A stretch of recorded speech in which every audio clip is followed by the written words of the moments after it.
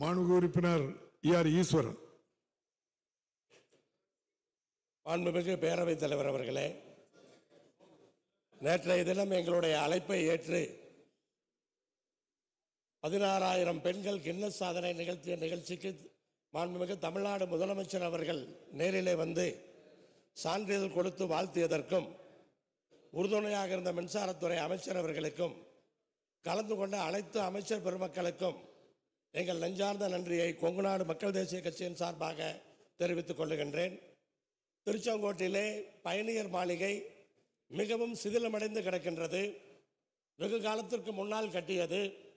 அதை இப்பொழுது புதிய கட்டிடமாக கட்டித்தர அமைச்சர் அவர்கள் முன்வருவாரா என்பதை தங்கள் வாயிலாக அறிந்து கொள்ள விரும்புகிறேன். மாண்புமிகு அமைச்சர். மாண்புமிகு பேரவைத் தலைவர்களே, நம்முடைய சட்டமன்ற உறுப்பினர் ஈஸ்வரன் குறிப்பிட்டதை போல அவரும் நம்முடைய மாண்புமிகு அமைச்சர் செந்தில் பாலாஜி அவர்களும் இணைந்து ஒரு அற்புதமான ஒரு பொது நிகழ்ச்சியை மிக சிறப்பாக ஏற்பாடு செய்தார். ஒரு பெரிய கண்கொள்ளாத காட்சி அந்த காட்சி, அப்படி ஒரு அற்புதமான காட்சி. ஆனால் அதே போன்று அப்படிப்பட்ட நிகழ்ச்சியெல்லாம் நடத்தி கொண்டிருக்கிற நம்முடைய ஈஸ்வரன் அவர்கள் அவருடைய சொந்த தொகுதியான திருச்செங்கோட்டில் ஏற்கனவே ஒரு பழைய மாளிகை இருக்கிறது.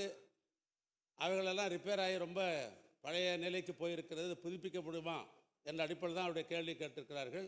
எனவே இந்த ஆண்டே அந்த ஆய்வு மாலையை புதுப்பிப்பதற்கு முதலமைச்சருடன் கலந்து பேசி அது எடுத்துக்கொள்ளப்படும்.